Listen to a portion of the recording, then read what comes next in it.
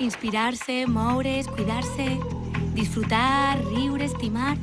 Crec que el benestar va de tot això. Viure saludablement no ha de ser una càrrega. A Felicitat 3.0 ens hem proposat investigar què podem fer per a sentir-nos a gust cada dia. Quins són els hàbits que ens omplin d'energia i alegria sense fer canvis dràstics?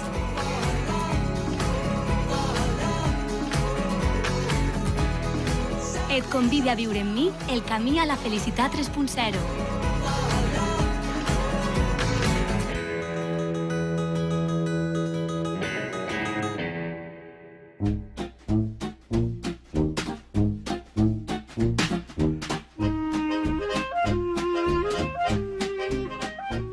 Caminar, passejar.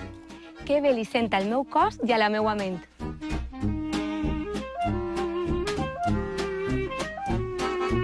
Sabem molt dels beneficis de fer una caminada diària, un passeig després de sopar o una ruta senderista. Però, i deambular? Caminar sense rumb ni pressa? Té també efectes secundaris? Sabíeu que grans poetes i pensadors com Nietzsche, Rousseau o Thoreau no podien viure sense caminar? I que caminant s'inspiraven i pensaven millor?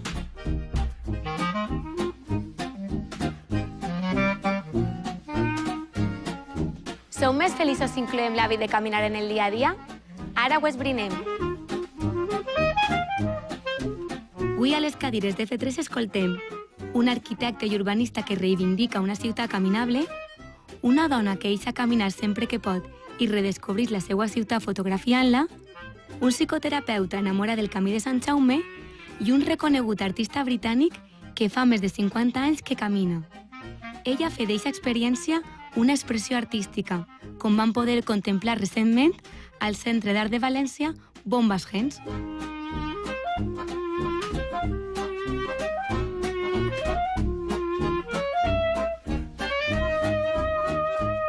I made my first walk as a student in 1967, 2nd of February, London, 1967. So this is the first walk with other students. So then, of course, when you would look at art history at that time, there were no walking artists. Per a mi caminar és una actitud, és una manera, diguem, de moure'ns, però no és tant que em considere un peató o un vianant, no? Sinó més bé que és una forma natural de moure'm per la ciutat. Amb mon pare ja passejàvem.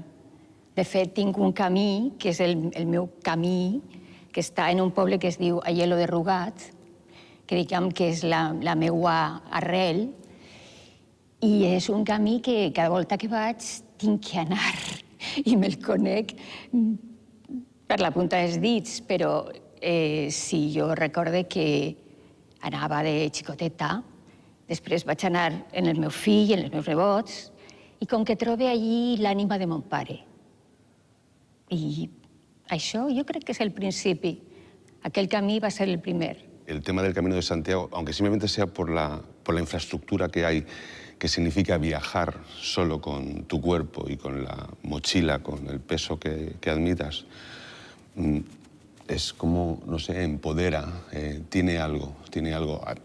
Hay muchos momentos de sufrimiento, de dolor o de tal, pero tiene algo. The primary aspect of my work is my physical experience in walking. Moure's per la ciutat és un poc també relacionar-me amb la ciutat d'una altra forma, és a dir, la perceps a un ritme, al teu ritme, i això és molt important, és a dir, no depens de les esperes i, per tant, te pots manejar i te pots desplaçar, inclús te pots parar, ¿no? Pots saludar, pots conversar. Caminar puede ser ir súper estresado porque llegas tarde a un sitio mientras tienes una discusión mental con tu jefe y te llama una amiga por teléfono que tiene un problema y le dices ajá, pero en el fondo no la escuchas porque estás en la discusión y no eres consciente de lo que te encuentras en el camino, e incluso te puede atropellar un coche, o caminar puede ser un acto consciente donde pones atención a lo que pasa a tu alrededor mientras caminas, a tu cuerpo, a tu respiración. De voltes dic, ui, jo he passat per ací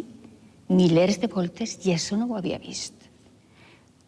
Prenc la càmera, faig la foto I allò es revela i comprova que hi ha molta gent que diu «Ui, i això on és?»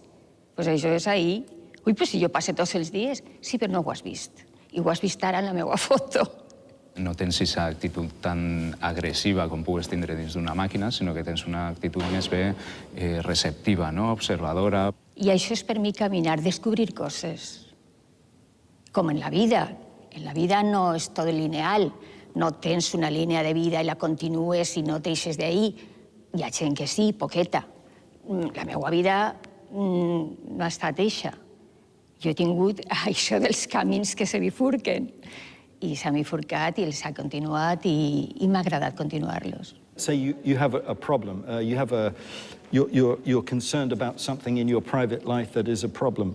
Very simply, you just say, I'm just going to leave this problem here inside this building and I'm going for a walk. And you go for a walk and very often the problem either is reduced, it shrinks, or somehow in your mind the solution just evolves into your mind and you have a solution. Todas las personas tenemos círculos viciosos en la mente, unos más, otros menos. Normalmente esos círculos viciosos están en pleno rendimiento estando sentado, inmovilizado en un sitio. Si yo ahora de repente tengo ese círculo vicioso que se activa, que en realidad no me lleva a ningún sitio, pero me levanto y me pongo a caminar, ese círculo cambia. The experience of walking changes your mind, how your mind works. Per mi caminar és el silenci. El silenci i l'observar el que vull observar. Hi ha tants llocs d'esta ciutat que no coneguem i en aquest sentit usar-los en companyia és una manera implícita també de reivindicar-los. No? Si abans les reivindicacions eren asfaltar, tindre carrers urbanitzats i demés, i comença a haver moviments que reclamen desasfaltar, segurament perquè hem perdut les nostres arrels, hem perdut la terra, hem perdut allò que està baix del paviment. Per mi caminar és viure. És com una al·legoria de la vida, com que la vida és un camí i jo camine. Hi ha gent que es troba més segura sense manejar-se. Jo em trobo més segura caminant. Caminar s'ha convertit en una forma d'activisme, de nostàlgia o de resistència. Els caminants són de vegades exploradors urbans que busquen descobrir els detalls que la ciutat oculta o destruïs. Però caminar és també la forma més antiga de viatjar. Per parlar amb la pròxima convidada anem a l'Alcalatén, a l'interior de Castelló.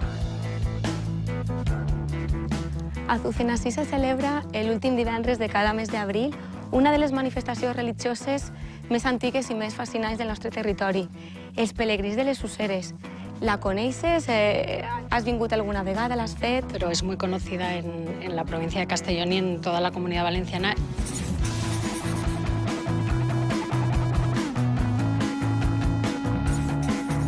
Y además cada vez es más conocida en el mundo porque data del siglo XIV, son 35 kilómetros que los peregrinos tienen que recorrer y es muy característico que llevan unas capas azules, que son elegidos 13 personas que son los elegidos en Les Useres para hacerlos cada año y entonces tiene una connotación muy de recogimiento espiritual y también del hecho religioso en sí.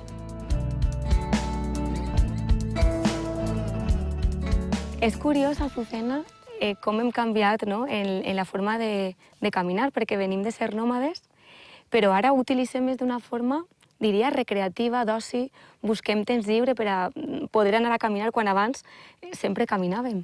¿Qué ha pasado? Pues fíjate si es importante lo de eso que dices del principio, ¿no? Que somos nómadas, ¿no? Y que además el hecho de caminar sobre dos patas, ¿no? Cuando empezamos es uno de los